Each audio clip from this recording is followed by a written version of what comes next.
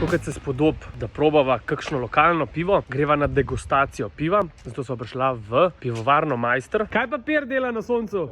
Greje se, ne boš mrzega piti. Kakšen luškan kozarček sva dobila. Ksenija je najna vodička za bir turo, oziroma kako se imenuje to po slovensko? Pot piva in svobode. Ja, mi se bomo sprehodili po Kamniku, imamo 4 postanke, degustiramo 4 različne pivovarje, tako da bosta izkusila kar enih 10 različnih vzorcev piva najmanj. Kraft pivo je nekaj, ki je narejeno z ljubeznijo, obrtniško. V bistvu mi ne šparamo in uporabljamo drage hmelje, super kvasovke. Vodo imamo pa v Kamniku ful dobra, v bistvu je ta voda profilno, toliko super, da je dejansko za pivovarstvo ful primerno, zato imam tudi 4 pivovarne. In kdo nam bo o pivu lahko več povedal kot lastnik pivovarne? Janez Kok. Jaz sem v bistvu ratu profesionalni pivovar, ker sem v bistvu bil domači pivovar. Potem sem pa dejansko šel na eno tekmovanje in tam je moje pivo zmagalo. Doma imamo pa lokalček in kaj pa če bi jaz svoj per v svojemu lokalu prodajal, ne? Z enega hobija, potem cel biznis. Imenujemo se po generalu Majstru, drugače pa ja, kako pivo nastane, ne? Pijača, katero imamo zelo radi, ne? Glavne surovine pa so voda, ječmenov, sladkega imamo klele, hmelj in kvas. Na 1000 litrov vode oziroma piva gre 250 kg ječmenovega slada. Četrtina? Ja, če bi ga dali več, bi bilo pivo bolj močno. Zdaj moramo to zmleti in ko to zmelamo, potem po zalogovniku gre na uno stran v pivovarno. Stopite z mano, tja. Voilà, zdaj smo pa na testa. Tukaj je kuhna, pivovarna. Tam tistih 250 kg se priletelo noter voda, katera je segreta na tam cirka okrog 60 stopinj. Temu se reče potem sladica in predsedimo. Gremo z tistih dobrih 60 stopinj na 100 stopinj v fazo vreta, kjer pa dodamo hmelj. Imamo slovenske hmele, ameriške hmele, novozelandske hmele. Jaz bi najraje sam slovenskih hmelj uporabljal, ampak žal mi določenih sort nimamo, zato jih moramo pripeljati. Ampak naš lager Galus je pa sestavljen samo iz slovenskih hmeljev in to je Styrian Gold in Aurora.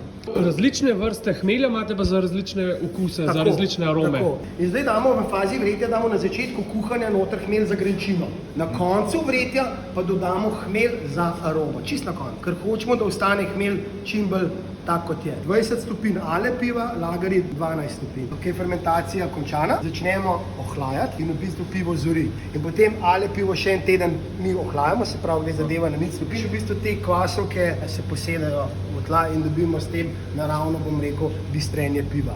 Za ale pivo je fajn, da grejo čim bolj sveže ven, da so čim bolj aromatična. Kar je pa pri lager pivih, je pa fajn, da piva dalj časa odležijo. Ampak ne tako kot vino. Ne tako kot vino, da se vsaj 3-4 tedne odležijo, da se v bistvu pivo razvije in dobi tisto pravo noto. Ja, to je meni tako všeč, te zadnje note. Je pa zanimiv eksperte slišati, kakšne note zaznajo noter, ker zaznajo mandarino, limeto, belo grozdje, pasijonka tudi. Jaz bom na kratko rekel, da je zelo okusen in všeč mi je, ker je tako aromatičen. Jaz tudi ne bi mogel se tega sadja not našteti, ampak dobra grenčica pa tak svež je. Še malo prigrizka. Moram pa prav pohvaliti tele embalaže, ker so tudi imena piv poznanih zgodovinskih osebnostih Slovenije. Imamo recimo Jurij Vega, General Majster, Galus, pa vsak ima še tako fino slikco zraven. Vaše najbolj prodajano pivo pa je? Vega, pa Galus.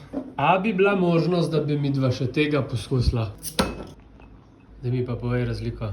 Manj ima teh citrusov, sadnih not. Nežen, balansiran in z lahkoto ga spiješ. Se popolnoma strinjam. Mogoče pa začnite s tem, pa pol nadaljujte na Linharta. Takoj. I was today years old, ko sem pogruntil, kaj je razlika med temnim pa svetlim pivom. Mislim, da je pečen na 480 stepeni. Okus ima po kava ali kakao. Lahko bi bila kava. Samo 8% Samo gre tega 8%, noter. nič več. In rata temno pivo. Temno pivo, čisto. Tako da v bistvu je to navadno pivo, kateremu je dodan bolj pražen ječmen in zato dobi drugo barvo. Pa tudi na okusu malo dobi, ne? Ja.